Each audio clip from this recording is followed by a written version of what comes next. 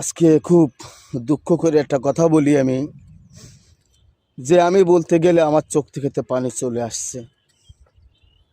আসলে বাঙালি জাতির সুখ দুঃখের এই দেশে দেশনেত্রী বেগম খালেদা জিয়া, উনি ছিল মহান নেত্রী।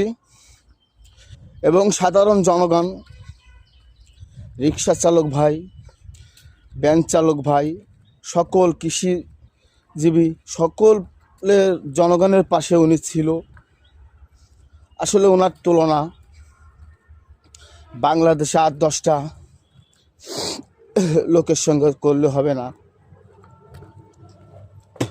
তা উনি বলে মারা গেছে আজকেরা, আমি সকালবেলা ঘুম থেকে উঠে শুনলাম।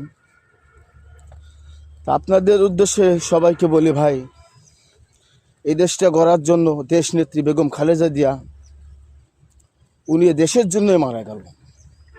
আজ নির্যাতিত হয়ে কারাগারে থেকে তাও সংগ্রাম চালিয়ে গেছে উনি। ওনার হাজব্যান্ড জিয়া রহমান, উনিও দেশের জন্য মারা গেছেন।